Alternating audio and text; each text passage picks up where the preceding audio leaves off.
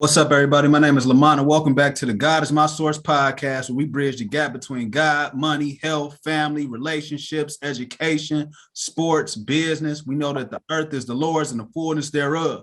So we root everything back to the word of God, and we keep him first so he can show us what to do with our time and our resources so we can get to our expected end. I got Randy Greenwood on the line today. What's going on, my man? How you doing today? Oh, blessed. Thank you for having me. Oh man, thank you for taking the time to come on. So I knew Randy for a long time now. He used to be the man in sports. He used to run the gridiron. You feel what I'm saying? We used to play them every year. You feel me? He always giving us a headache, but he a man of God. I know his father, and he a father now, husband. And I just wanted to talk to him today. I seen him in the parking lot of the supermarket one day, and I'm just started talking to him, and then God say, yeah, you need to talk to him because the people need to hear his story and hear how he was able to persevere through everything he went through to get to where he at today. So I appreciate Randy for coming on the line, talking to us today. And it's going to be an amazing episode. So we're going to get into the word of God right quick. We're going to take a second. We're going to pray, let God use us, and then we're going to talk to everybody. So let's bow our heads. Father God, in the name of Jesus, Lord, we thank you for this day. We thank you for bringing us together. You thank you for letting us fellowship. You said, if two or three are gathered in your name, you shall be in the midst. So we ask you to speak through us on today so we can touch somebody's soul to bring them back to Christ or bring them to Christ, introduce them to a new way of life. Because you said, if we seek you first, you will provide everything else that we need. So we thank you for letting us put you first. We thank you for letting us acknowledge you as being our Lord and Savior. And we thank you for everything that you've done, everything you will do. In Jesus' mighty name, I pray it is so, and it shall be. Amen. Amen. Oh man, Randy Greenwood, I ain't talked to you in a while. When I gave him a call, he was with it. He ain't even hesitate. He was like, hey, I like what you got going on, and let's make it happen. So how's everything going for you? Everything's going great, for real. Just, growing for real. Now I'm a father, son's 6 months old. And now, it's every day is a learning experience for me. So it's amazing to be able to learn every day, grow every day. Just take it day by day for real. Man, that's amazing. 6 months old. He about to graduate from high school, ain't he? Oh, I hope not. I mean, we both getting old. If that's the case, man. He's starting to crawl, and when you see the development of a child, you always hear everybody talk about, it seems kind of sentimental and cliche, but when you firsthand experience, it's something different. There's no words for it really. It's an amazing just seeing it and experience it, and now we're getting to the point where he's able to eat like little foods, and now it's like going to be solid foods, and he's starting to, be attentive everywhere. And so it's an amazing process and learning experience with him. Oh man, he probably all over the place. Everywhere. Everywhere. He's just scooting around. Like you put him down, he just goes. And it's like, it's funny because they said, make sure you keep your eyes on him. Don't have him up too high or too low around everything. You're like, it's a baby. He ain't gonna really kick it that fast. And he's just moving. He's moving. Man, it's amazing to see life. I got a niece, and she had just turned 1 in January, but like around October, November, she just started moving around, and it was crazy because it was like, and they say the pandemic babies, they got like a little joke about the pandemic babies because they saying the pandemic babies are smarter than everybody. Man, they smart, they strong. Like if I brought little Randy here, you'd be like, he's 6 months for real. So yeah, he growing too. Like he's like super. Well, his mom is 5'11", 6 foot. So hopefully you get that side of height, not mine. But yeah, pandemic babies is different. They're a different breed. Man, that's still amazing though. It's great to see life. It's great to see you growing. It's great to see like everything flipping on the other side, because I know how everything had happened for you. You had a severe injury. Like Randy was the man, like no cap. Like Randy was the man. We was in high school. He probably was the best running back in our area for sure, if not the state of Ohio. And that speaks volumes because we got the incubator. Like people try to say like where they from, people ball, but we have a region that produces some of the most NFL players in the entire world. It's like it's the Northeast Ohio region. And it's probably, if we consider the size, it might be as big as the entire city of Miami or the entire city of Chicago, if that. And we producing some of the best players. And this not even counting the people that didn't even get to make it. So Randy was able to, you feel me? He was able to go to the next level. Then he was able to play in the NFL for a little bit, but he ended up getting a severe injury in high school, which probably prevented him from being able to be probably the best running back we'd have ever seen. So what's your testimony? How was you able to? So like, let's talk about like from beginning, like, cause you say you from East Cleveland, right? And your parents moved out to Painesville when y'all was kids. Yeah, so my entire family went to Shaw High School. So both sides, actually, mother and father. Grandparents grew up off 135th and Woodworth. We would be all down there all the time. Other side of the grandparents up in Nela, a street over from Christ the King.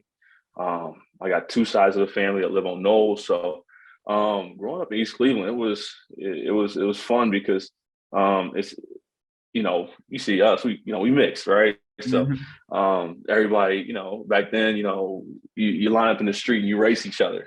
Hey, you go 5, 6, 7 houses. And I'm pretty sure I was undefeated in East Cleveland. I never lost a race in East Cleveland. So it helps with the speed part of it. But as we got older and stuff like that, our parents moved out to Lake County, Painesville, Fairport area where, it's quiet.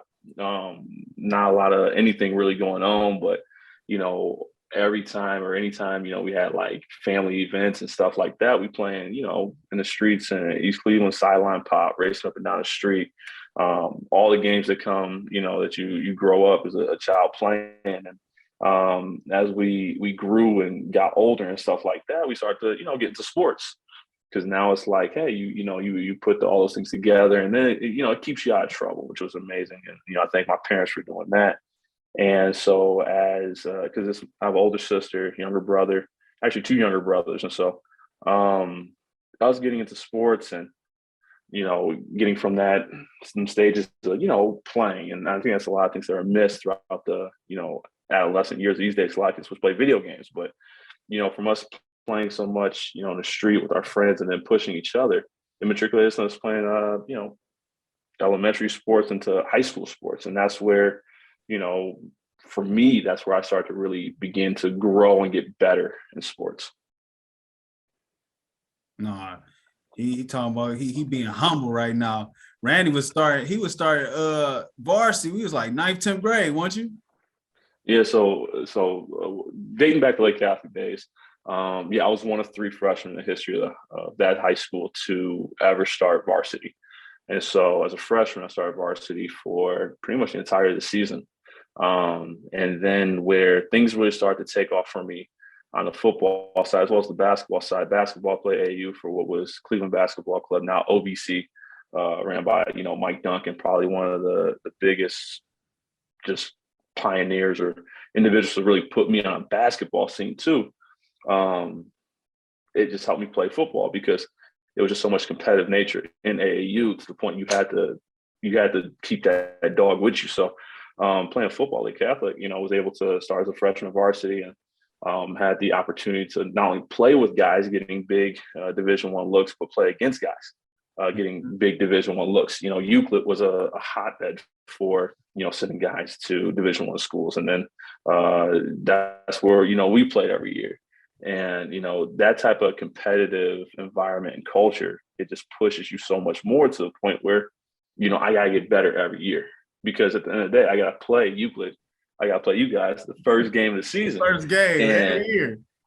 And it's funny because it's not like, oh, I'm just playing Euclid. No, I got family that go to Euclid. I got guys who I grew up going to school who go to Euclid. So it's not like, oh, if we lose, that's the end of it. No, I'm gonna hear that all year till we play next year. So those battles, those games were unreal. They were fun because Euclid's atmosphere was awesome. Like you guys had a big band, you had the drum line, you had the fans. Oh my God, I used to be rocking. And it's like, that was probably one of my favorite, most funnest games playing because you, Gil, Ken, all those guys, and it was tough too because I mean I had so much speed. We was y'all lined up the spread. We got like 9, 10 in the boxes running the ball. I'm like hopefully they don't catch me or hit me. You know what I'm saying?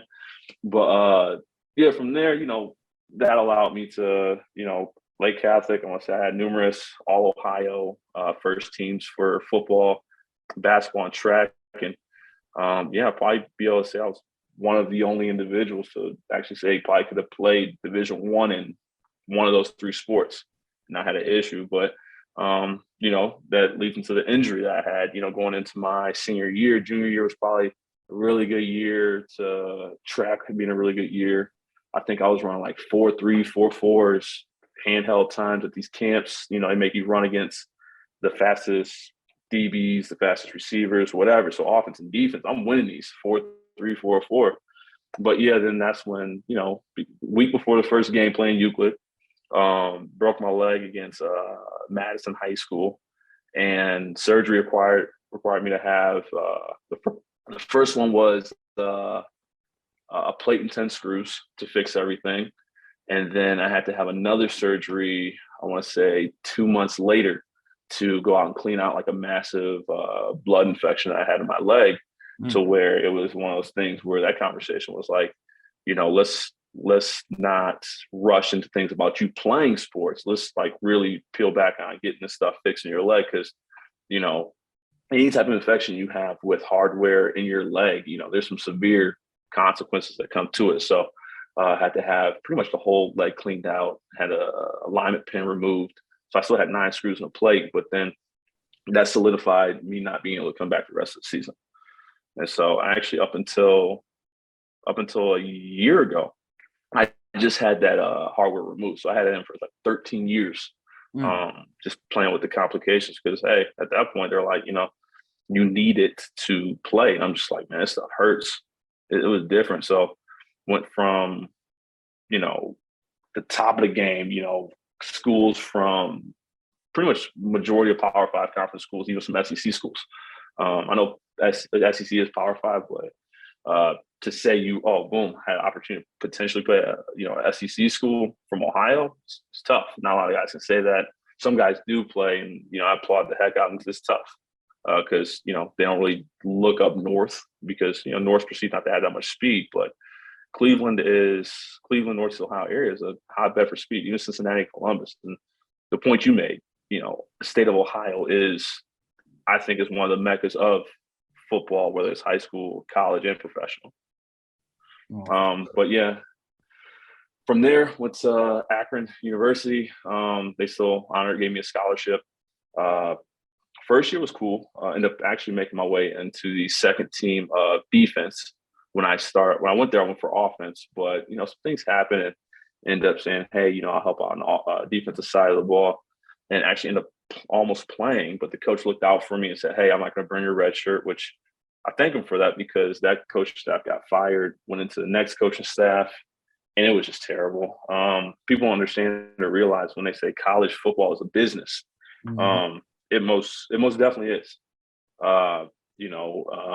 From school, it provides you the opportunity to get a degree and things of that nature. But if your life isn't right when it comes to playing the sport that they're paying for, a lot of those things start to become very, very tough. And so went through a lot mentally and physically in that aspect, because now I'm playing for a coaching staff that I'm trying to acclimate to, and it's not working out to the point where, hey, now school is, man, it's a drag, going through the classes and stuff on a daily basis, to where, it just wasn't a fit anymore. I'll never forget, I went into a morning workout, and the strength coach, had the second strength coach we had a really good relationship. And he's like, hey, at this point, he's like, I'm being honest with you, it probably makes sense for you to leave, as I'm probably going to be out of here. Next morning I come in, he wasn't there. And so, first 2 years of college were, first year good, second year rocky. That's when I transferred over to Vernon College. Thought it would be a pretty good situation. My brother was going there. They had a lot of guys who, grew up playing against, and I thought it'd be, awesome, brand new school in, South Euclid, Ohio. The growth potential was going to be astronomical or amazing. But that too was one of those things where it was in the earlier stages of it and just wasn't the right fit. And so I'll never forget, me and my brother were sitting there. I'm just like, man, dude, at this point in time, I'm done with playing football. Because, hey, had all the success, me and him, a lot of success in high school, the grind and everything, to the point where it just wasn't it no more. And so that's when we found John Carroll. Mm. And so John Carroll was one of those things where we were just going for school for real. Because at this point, like, hey, football, unfortunately, it's the end of the road. 20 plus years playing this game, it might not be it no more. But we met Coach Arth and Coach Zagorski. Two dudes, phenomenal. Still talk to them to this day, and for real, changed our lives. For real, put the love for football back into the realm for us of our lives, but as well as gave us knowledge as well as foundation and different principles on building ourselves as young men, students, and athletes, and just like athletes off the field, and being able to just carry and go about ourselves a different way, to where, like, no matter where or what or who we come across, we hold a different confidence in speaking to them, because now, hey, it's not so much I'm just a football player anymore. I'm a student, I'm an academic, I'm a scholar, and as well as a business professional. No, that's sweet, because now you showing the shift and the pivot. You was able to pivot, and not too many people, when things don't go the way they planned it to go, they not able to pivot. And God was able to instill different ideas inside of you, so that you was able to be like, well, this not working out right now, or my love for this not the same, or I'm learning that this is not what I thought it was. Like, I'm coming out of school, I'm getting all these big looks, I want to play here, and I still get a chance to still play D1. Now I learn the politics. People don't talk about that. Like, I played D2. So, like, you don't go to school understanding that, like, this about to take up literally all, like, they always talk stuff about, like, why they get scholarships and why all this. We low-key getting gypped by getting the scholarship and not getting paid for real, because we got to wake up at 5 o'clock in the morning.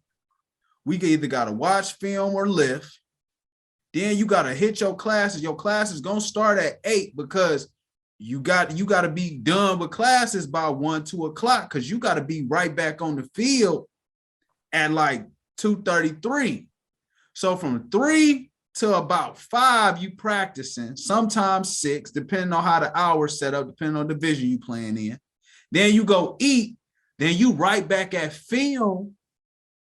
Then they're going to have you for film for a little bit. Then the freshman, you got to go to the study hall. You got to go to the study hall. It's over with. Mm-hmm. And then if you at a D2 or D3 school, you might not got a full ride. So now you got to go to a work study job. So we talking, you ain't getting into the house until at least 10, 11. Don't talk about if you trying to, like, you feel me, have a little mini social life. You ain't got time for it, but you try to, like, have a little mini social life. You might be, feel me, texting some girl that you might meet up with or whatever you might do. But you got to be right back up at 5. And you doing this every single day for 4 years. 5 years for something. If you redshirt.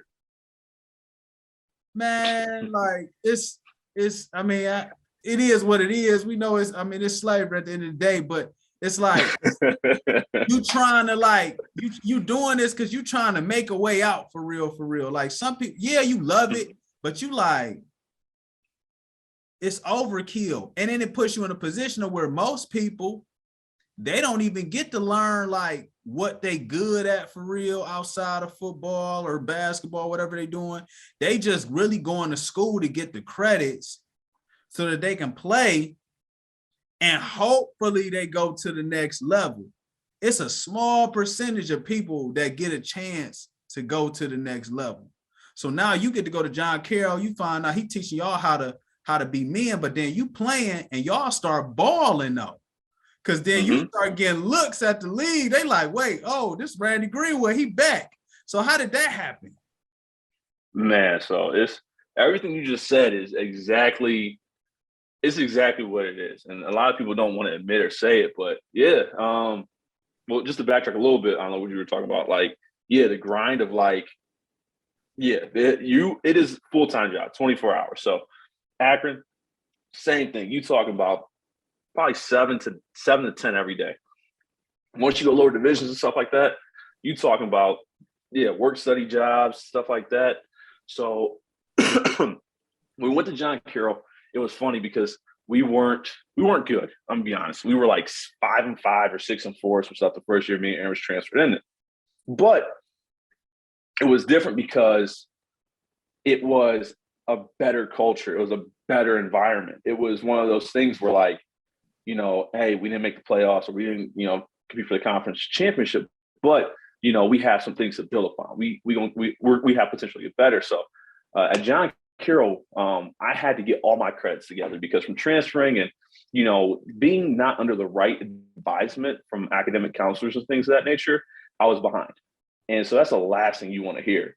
But the teachers and my academic counselors at John Carroll, they looked out so much to the point where they figured out, all right, to get you back in place, we got to figure out what were the right classes to take, what aren't the right classes to take. So last 4 semesters of my college career, I took 18 credits. So, yeah. And so John Carroll, you might know someone there, but I'm going to tell you right now, it's different. It's nothing like, you know, other schools where, like, because they hold you accountable. Like hey, Ivy League, like, pretty like all the OAC schools are very, very challenging. People think like, oh, it's a smaller school, it's a small division. It's nothing. No, it's a lot of something because you don't show up to class, you show up to the next class. Where were you? Why weren't you here? Hey, you know, you missed my class 2-3 times. I'm dropping you out of it. What? I'm not like you go to bigger schools, you can miss the whole semester and be fine. Those schools, they hold you so accountable because, hey, you know, the teachers you get are business professionals. They have business experience and you're learning business in everyday life. So boom, taking 18 credits. And so after the first year, you know, me and Aramis, you know, we ended up getting a house off campus. So we got work. So we ended up going through a temp agency, working like a third shift job at a company in Menor, doing like inserts and stuff. So we doing third shift. So third shift is like 10 to 8. You get overtime, you working. No, it's 10 to 6. You get overtime, you working 8 to 6. So our days are going, we did the morning football workouts, so it was like 7 o'clock, 7, 8 o'clock. So we go from third shift factory to morning workout to classes, probably take a cat nap in between a class or so, 30, 45 minutes. And then by the end of the night, 4 o'clock, probably take a power nap. And then we go to, you know, go to work. And so I'll never forget, we're sitting there, and this is after our first year transfer, going to the second year. And my brother's like, you know what, we gotta change this. He's like, I'm tired of losing.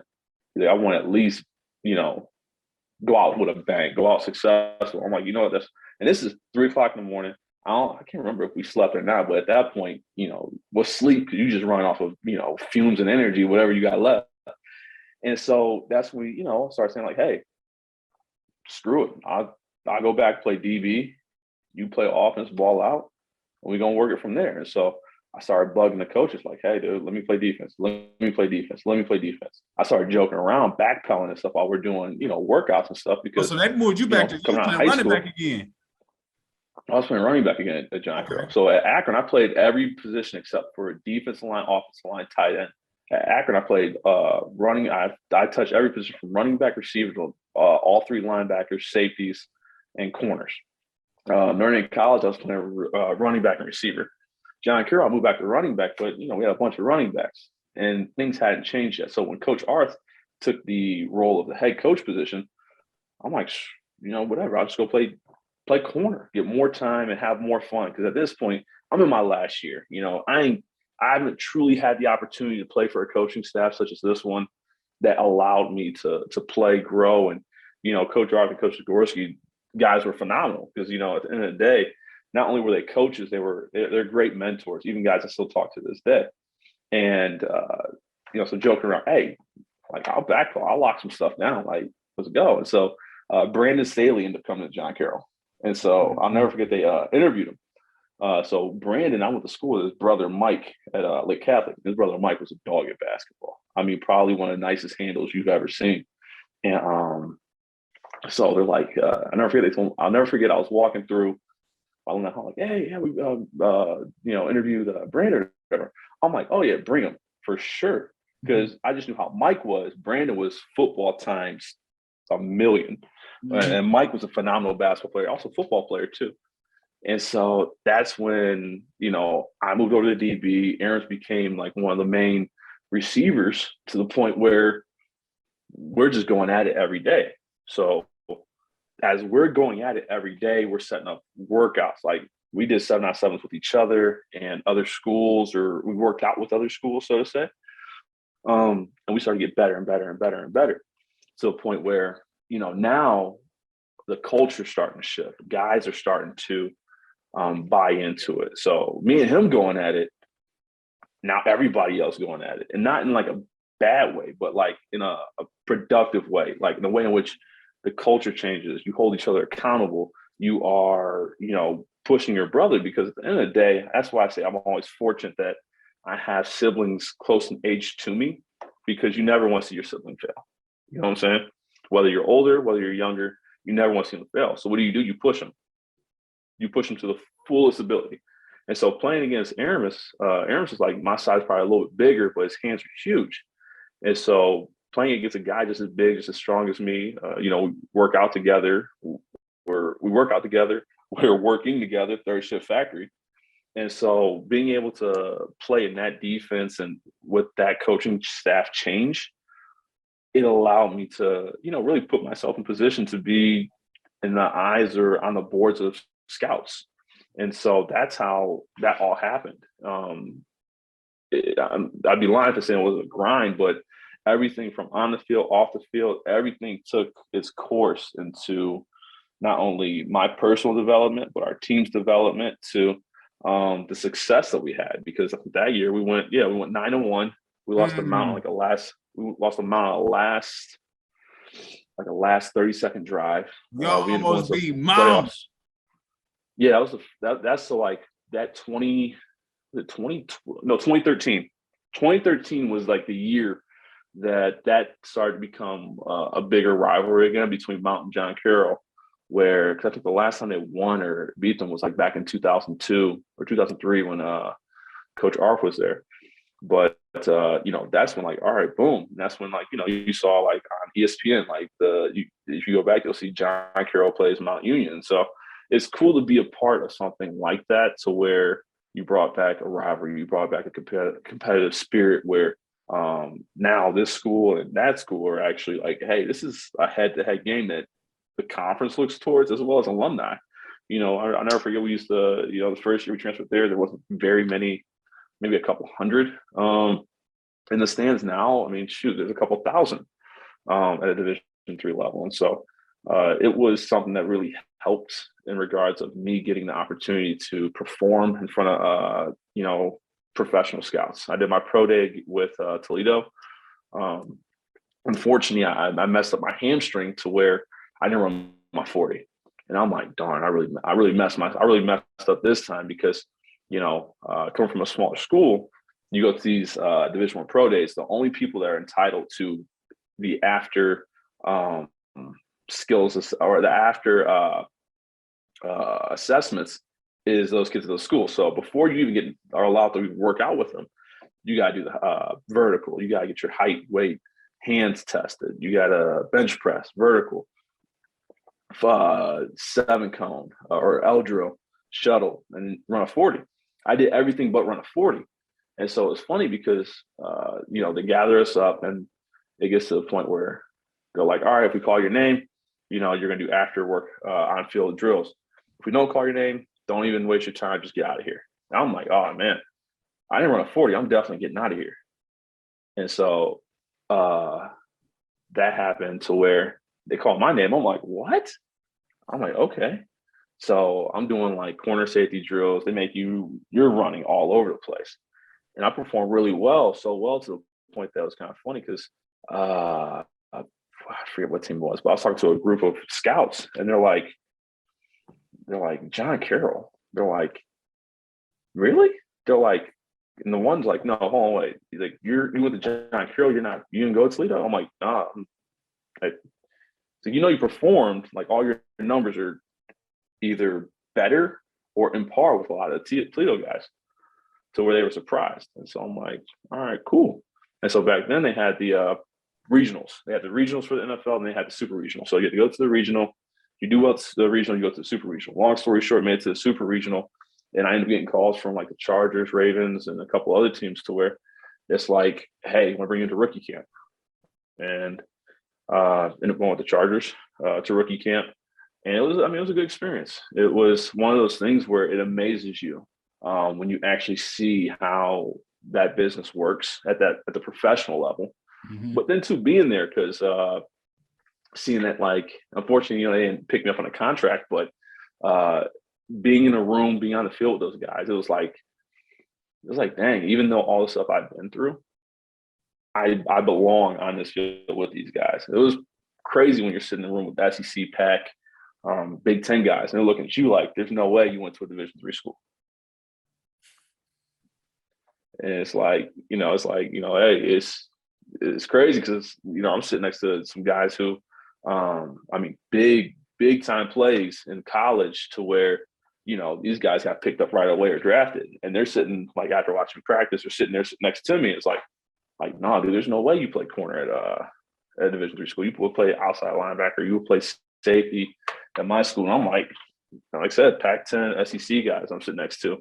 And I'm just like, hey, it's one of those things where you really see like the fruits of your labor. And it's like, you know what? All the stuff I went through, I really was able to, come back from it.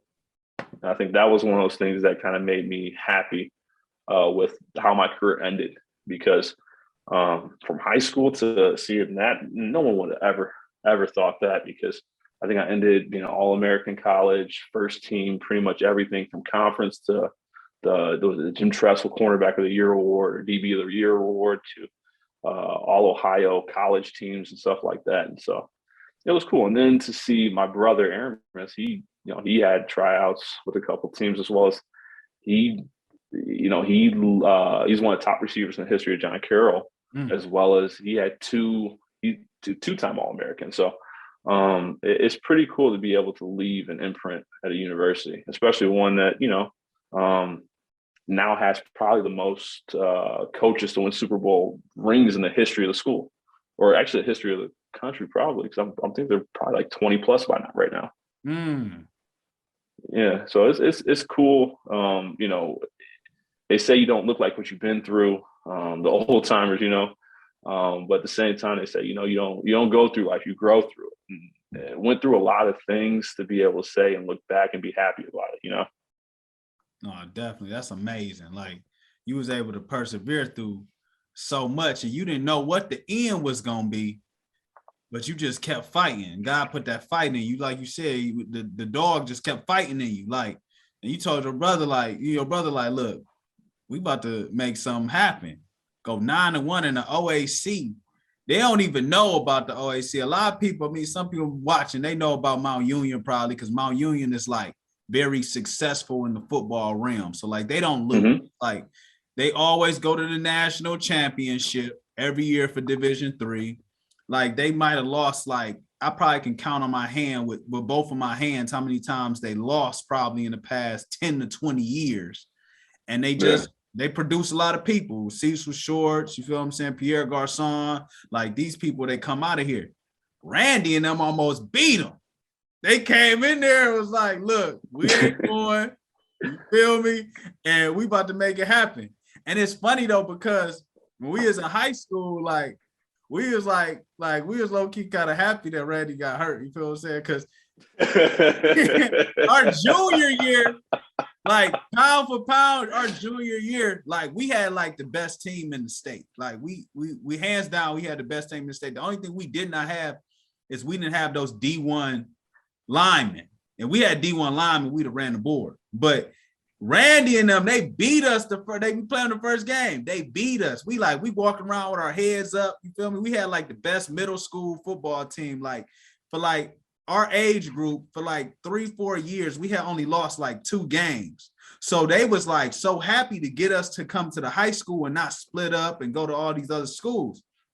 So by the time we get to be sophomores, juniors, and seniors, they like, oh yeah, it's time. It was like the second coming. Like we had Thaddeus Gibson come from our school, so he gave us some light. But then we had guys that was like just as good or better, younger. So now we all coming up. We got our head like everybody running around doing like acting like we was better than everybody. And Randy and them whooped us. I ain't gonna never forget that game. They beat us 27-14. It was the fastest game I ever played in. Randy had like 3 touchdowns. We couldn't stop him. We was salty. We like, man. But then we ran off 9 games. So we went 9-1. We only lost to them. We could have went 10-0. We could have went undefeated. But Randy and them came through. And then he came through again. He was hurt. He done fixed everything up. He was about to quit playing football. Now he working a 3rd shift job. And he like, look, it's my senior year. I'm about to make it happen. Me and my brother playing together again. Because didn't your brother, he transferred from Lake Catholic, didn't he? Or did y'all all in high school? No, I mean, that's one of the biggest things. If things were what they were today in the way of like media and stuff like that, because he was at Fairport and then he finished up at Glenville. He was on Glenville's state championship team. Okay. But if things were, because at that time, it was just one of those things that it just didn't work out. But we've always seen success playing with each other because we've always been able to push each other. But yeah, I mean, that's a different beast in and of itself. Like being able to, like Aaron was like, hey, you always want to be the better brother, but at the end of the day, I think Aaron's what, 29, he still can windmill. I'm lucky if I could touch net. I'm lucky if I could touch net. Man, hey, we didn't even talk about basketball. We used to be playing in the summer league. Randy, you might be a little bit taller than me, but I know he like 5'10". He a little bit under 6 feet. But when I'm talking about like, man, we was like sophomores. He come through dunking. We like, who is that? We're like, that's Randy Greenwood. We like, oh, that's Randy Greenwood to do to me, because we knew who he was. He playing as a freshman. Like that was like history. Like you don't play as a freshman in Cleveland. But now he dunking. But his brother, they like, he got a brother too. Brother a little bit taller, but he coming through with the every time they on the same team. Like it's funny when you look back at it, But yeah, I mean, like all the what was it? That's when Euclid used to have that summer league. Yeah, you'd be in that hot gym in the back. Man, yeah, there used to be some games in there and stuff like that. Because I remember playing against even like Dev Jennings. That dude used to pull from the half court line. Devin used to do what he wanted to do. He used to be able to. He's the only person I know that was able to do whatever he wanted to do. He could shoot whatever he wanted to. He was like first option before they even created first option. He was doing everything he wanted to do. A baller. Yeah, man, that was different. And because that year y'all got to be mentoring all them schools. I mean, y'all whole team was different. I remember Jafon, I'm like, man, it's a big running back for high school. And they expect me to hit this dude up top. I'm not hitting him up top. I'm hitting the shoestrings or an ankle. I'm gonna trip him up real good. I remember one time he ran me over, and I'm like, man, hey, you run me over like that one more time, we might have to fight after this game. I'm like, I ain't gonna win this fight during the game, but I know I'll probably be able to sneak you after. He was, just big and fast, and all you guys was just big and fast. It was like a track meet on a football field. And that's one of those things that really helps set the tone for, us as well as myself, because at the end of the day, like, you got to get better by playing better, right? And so that's everything from, not only sports, but in life and everything we just talked about. But it's things that, speak to, both lanes. It's one of those things where, you get stagnant and be complacent, or do you up your level and up your game by, finding who or whom is better or whom can teach you? That's another thing too, where, I appreciate, going to Carroll, because it's one of those things where it teaches you, if you're the smartest person in the room, leave that room, because you can't get any better. Your ceiling is not going to allow you to grow anymore. At the same time, learning to lead and those are the biggest things I think a lot of people fail to realize whenever it's, whether it's sports or just life, it's just getting better. You strive to be the best, but you have to learn from the best. You have to figure out those different ways. Like Michael Jordan is polarized as the greatest ever, but I think a lot of people don't understand why the greatest of Michael Jordan exists. Is because the rings, yes, but that last dance, or when you hear people talk about Michael Jordan, it was a different way. And the thing that always resonates with me is, people see him in a certain way because he never won anything. Mm-hmm. And, it's the tip of the iceberg analogy, where a lot of people only see the tip of the iceberg. They don't see the entirety of the ice underneath it, what it really built up for you to be able to see that. Because the tip of the iceberg, that iceberg is really 2,000, 3,000, 4,000 and counting feet below sea level. Mm-hmm. That's good. That's good. Because people always, they talk about what you did. They don't know what you did to get there at all. I say that about they don't. Too. If he wouldn't have lost, they wouldn't call him the best. He was losing. Exactly. Oh, yeah. And that's the thing. And a lot of people don't want to learn from their losses. Like, people don't realize, like Mike and a lot of these other greats, Kobe even, they lost before they won the rings. They lost bad before they won the rings. But then when you finally see the tapes and stuff coming out, them working out and the grind they put into it, and even like a lot of athletes today, I have a lot of respect for, because when you see the work and stuff like that they put into it, and it manifests on the field, court, track. My wife was a Division I soccer player. The work she put in, it's different. It allows you to really appreciate, the skill sets and ability to really just, I see sports as poetry and art, for real, because it's a beautiful, sports are beautiful. It allows you to get out, express yourself, at the same time grow as a person. So, those are the things that I think that a lot of people don't really realize. And those are things like manifest to allowing people to become great and growing themselves. No, definitely. Like it's amazing how God put everything together.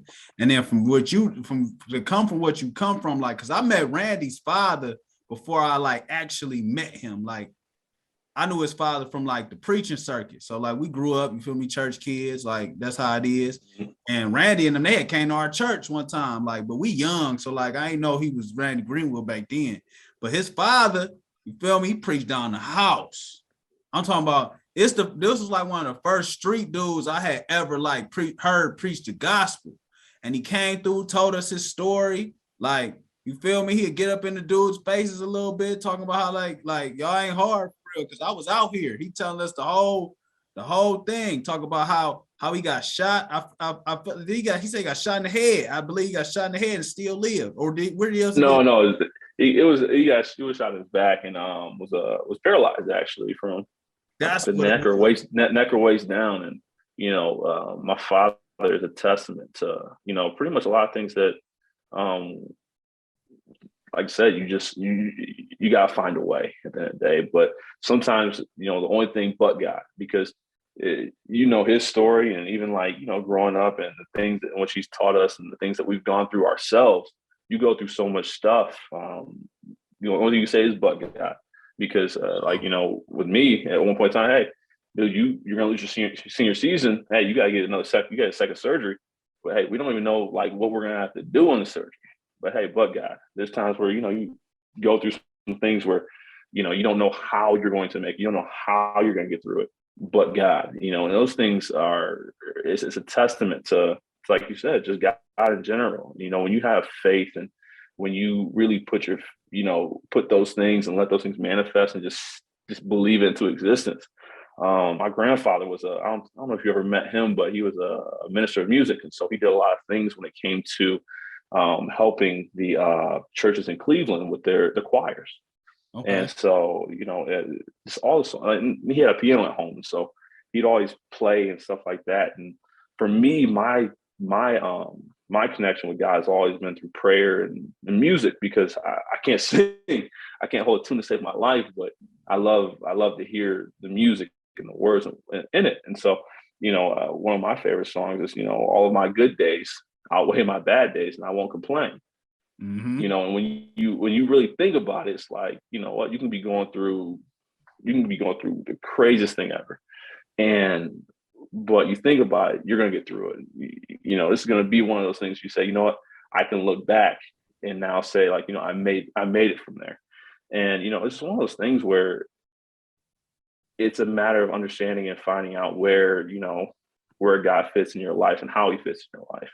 And I think that a lot of people think that they have to go to church. They have to do those types of things. But like you said, in prayer, all you need is 2 or 3, and he's in the presence, or he's in the midst of you. And, my grandfather really taught us that when we were younger, that, it might be a word that you hear from the minister, or it might be, the woman or gentleman singing at the church or up in front of the church, or it might be, a scripture that you hear when they read that. It just hits and manifests with you on that day. So that's the beautiful thing about God, in which he just talks to you in different ways and reaches you in different ways. No, definitely, because technically we have in church now. Like, we talking about God, you feel what I'm saying? It's 2 of us, like God in the midst, like we talking about the things that he has done for us. We talking about our testimony.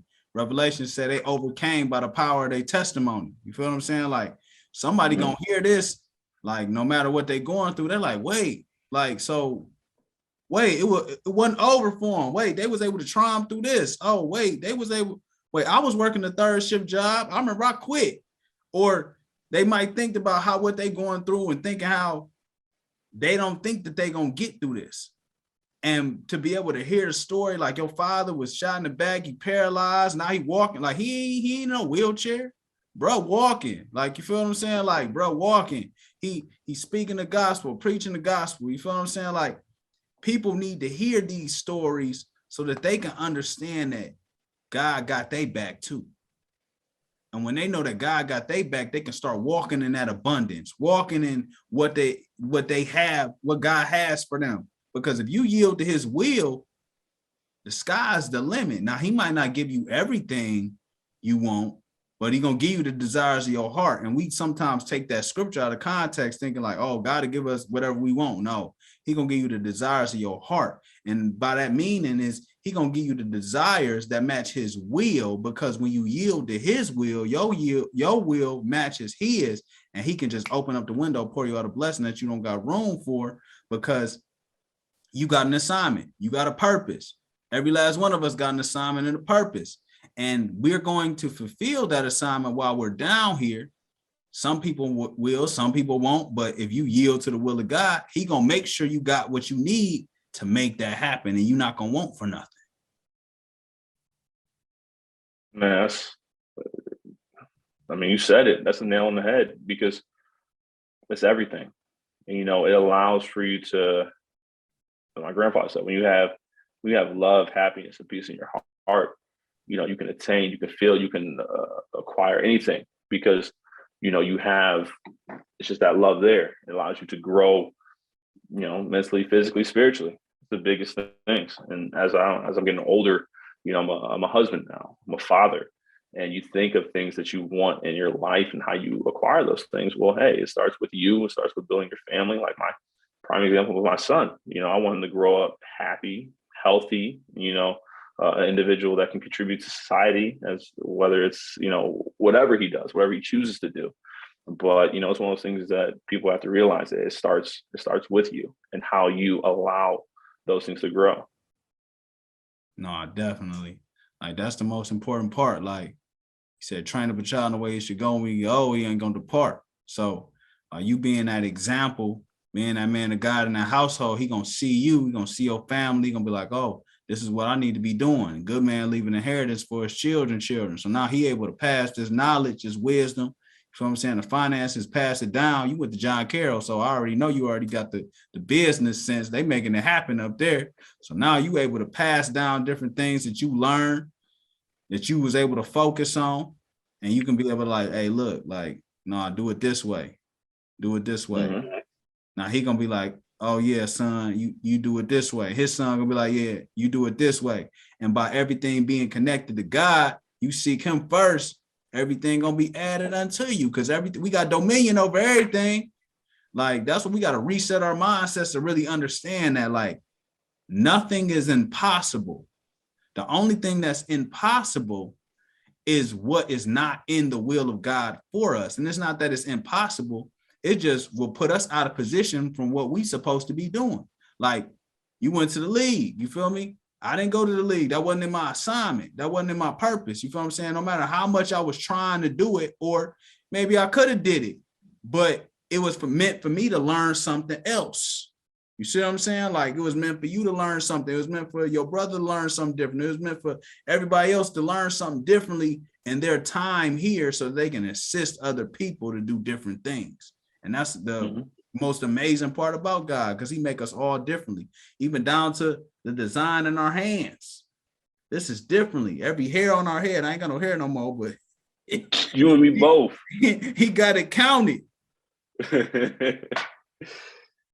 Oh man, yeah, no, definitely is a blessing. And I think what you just said, like in his purpose and the meaning and things of that nature, even down to the people that they situate you around.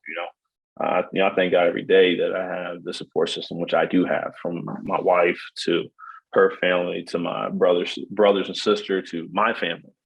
And I think that a lot of people take those types of things for granted because they don't really realize why or whom's around them. They don't really seek to realize or understand why or whom's around them.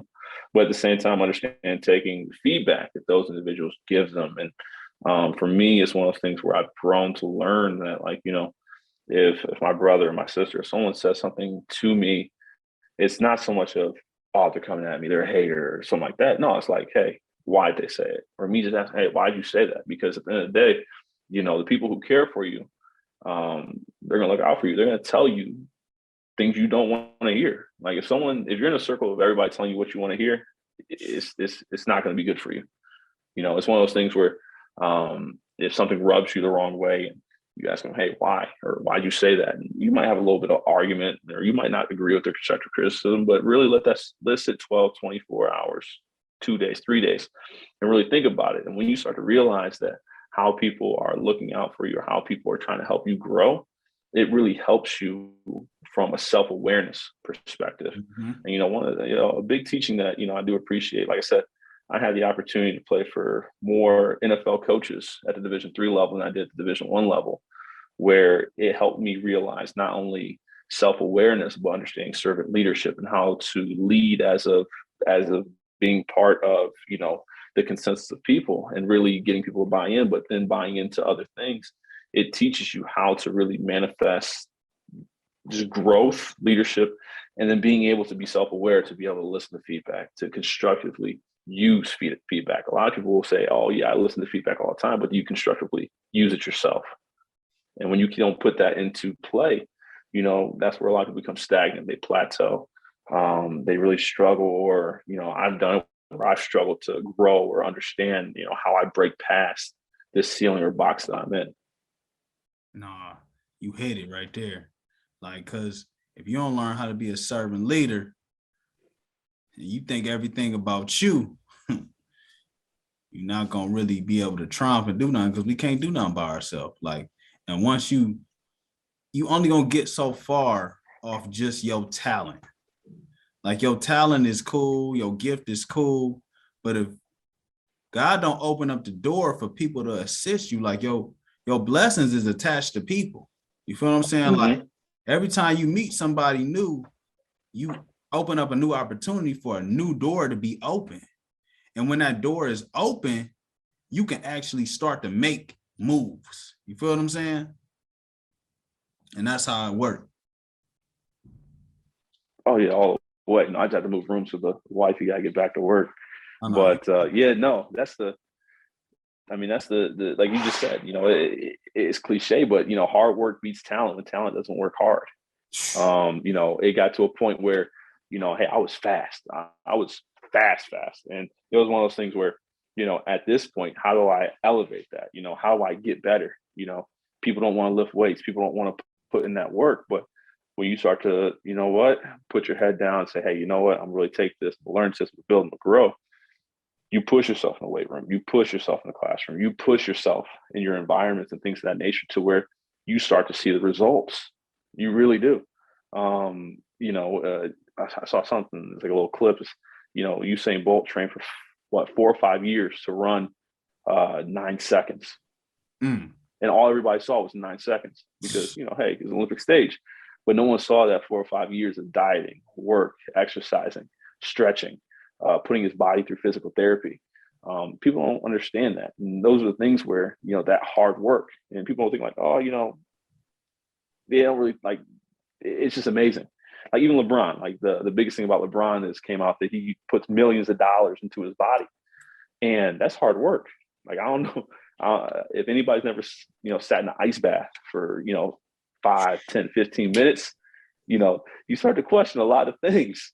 And when you see, they, the work that he puts in behind closed doors and stuff like that, he's 20-year vet still putting up numbers. And there's several other athletes like that, greats, Tom Brady, some of your best professional UFC fighters. But it's that hard work beats talent, because you look at some of these guys, you're like, oh, well, they're the greatest professional athletes ever. Well, hey, they've put in the work. Even some of your business people that a lot of people follow and things of that nature, they put in the work, like your Jeff Bezos and Elon Musk of the world. They put in the work to get where they want to be. And even if you look into a lot of the local businesses and CEOs in Cleveland, they put in the work. Unfortunately, like I said, the tip of the iceberg where no one sees what's beneath that. And as a person and as individuals, a lot of people just have to figure out, hey, how or what's their formula for putting in work. And, they say work harder, work smarter, not harder. But when you learn to balance out the two, the old timers say, oh, what a change in my life, Amen. Nah, that's amazing, because you just blessed me with understanding like some things that I've been going through, like trying to get through some stuff, like fighting through some things. You're like, God, why it can't be easier? But if it was easier. Oh, sorry, I just had to get. No, you good. Had If to it was get. easier. I had Look to at little Randy right grab there. Junior. To grab Junior. Little Randy. If it was easier, everybody would do. Mm-hmm.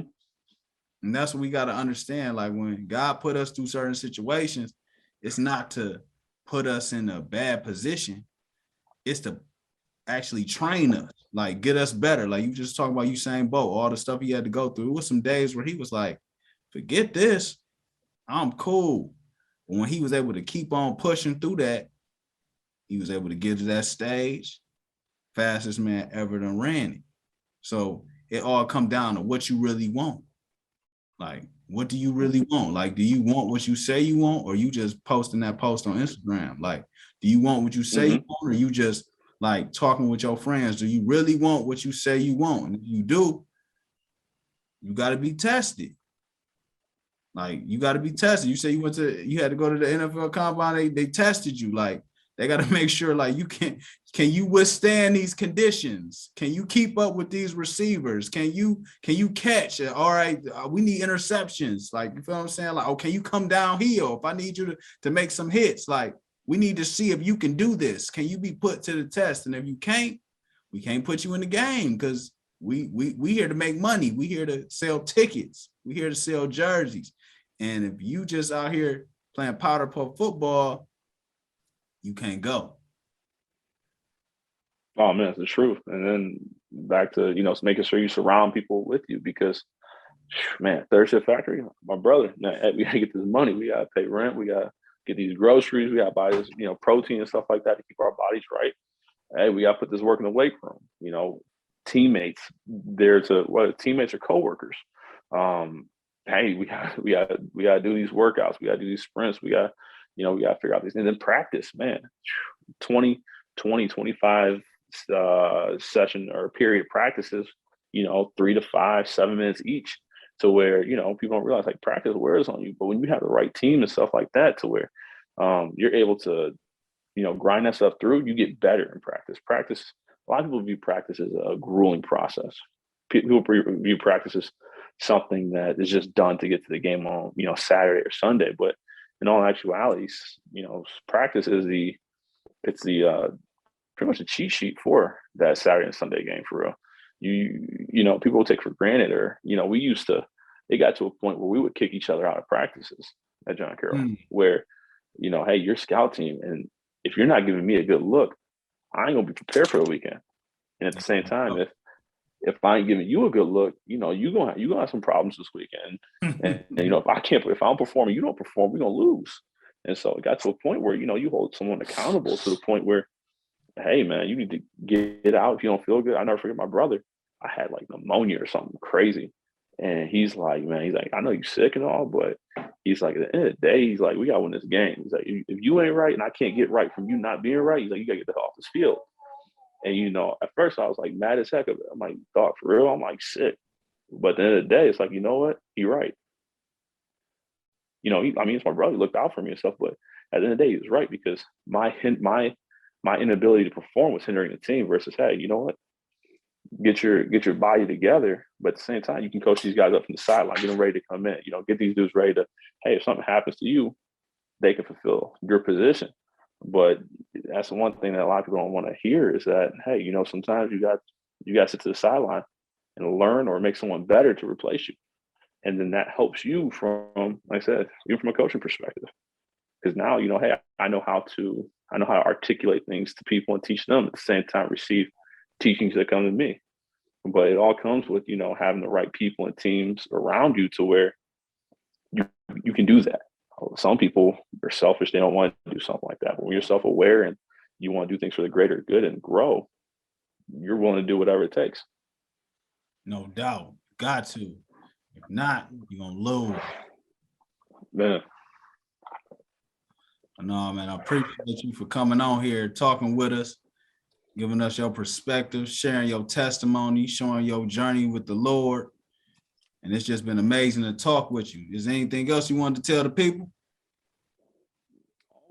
Always constantly looking to learn. I think a lot of people, they're afraid of feedback. They're afraid to be looked at like they don't know anything, or, for lack of better words, look dumb. But the best ways to learn and grow and prosper through life is asking people who, have more experience, more seniority from you, pulling as much knowledge as possible, because you only can get as far as the knowledge you have. And, that was one of those things that for me, whether it was sports or even school or even, business professional life, where I had to learn to get beyond myself and ask for help. I had to learn to get beyond myself and ask for mentorship. And I think that's what hinders a lot of people to this day, where they don't want to feel like they don't know anything because they feel like someone's going to belittle their knowledge. But, the key to success is growing and getting better. And so that's my biggest advice for anyone and everyone is, don't be afraid to ask questions. Don't be afraid to feel like you're dumb, because at the end of the day, it's only going to make you better. Knowledge is power at the end of the day. A lot of people don't understand it, but the more you know, the more you can grow and just expand. Definitely. But I would say people suffer from a lack of knowledge, and get wisdom, and all you're getting, you better get an understanding. So that's right there. So make sure y'all understand like what y'all doing. And if you really want to do something, you need to be trying to seek to be a professional in that environment. And you need to surround yourself around the people that say they want the same goals as you, or they think like you, so that you can get to that next level. If he wouldn't have been with his brother, ain't no telling if they've been able to do what they did. Like, so they was able to cultivate each other, iron sharpen iron, therefore a friend sharpen another. That's what the Bible tells us. So iron was sharpening iron. And then they created iron. They created a whole team that was like, no, we ain't losing either. 9-1. We almost beat Mount. We lost in the last few seconds. Mount Union probably 9 times out of 10 went to the national that year. So that means if they would have beat Mount Union, they was good enough to go to the national too. You feel what I'm saying? So now we need to just like really cultivate each other and don't be hating on each other. Like, what you got for you is for you. What they got for them is for them. Like, you can't worry about that. If God called you to sweep, you can't be worried about the person who vacuuming. You can't be worried about the person who mopping. He called you to sweep. If you worry about them, you're not going to do your task the proper way. And if you don't do your task the proper way, you going to lose. Because he said, occupy till I come. He ain't say worried about nobody else till I come. He ain't say covet nobody till I come. He said, occupy till I come. We appreciate Randy for coming on, showing us his stewardship, showing us how he got everything going. We got little Randy on the mic today too as well. You feel me? I appreciate y'all for logging on to the God is My Source podcast, where we bridge the gap between the Bible and the culture, showing people how to put God first so that we can ultimately live an abundant life and stop thinking that the world is against us. We got dominion over everything down here. And the devil, he gonna try to fight you, but learn how to shut him down through prayer. It's on and popping. So appreciate y'all for logging on again. And Randy, if you could, closing us out, can you close out with a word of prayer? Oh, yeah, for sure. All right, let's bow our head. Lord, I thank you for another day and allowing us the opportunity to live and learn and grow in your power. Lord, I thank you for everything you've blessed us with. And I thank you for allowing me to once again engage my brother, Lamont, and bringing me on this podcast to be able to speak and not only learn, but grow from each other. And I just thank you for so many other blessings and things that you're going to do, not only in our lives, but and hopefully the people that see these things, as well as, just being able to just love. And in your name, I pray and I thank you. Amen. Amen. Amen. Next time we're gonna see y'all again. We're gonna keep this going. So welcome back to the God is My Source podcast. We bridging the gap, and we'll see y'all next time.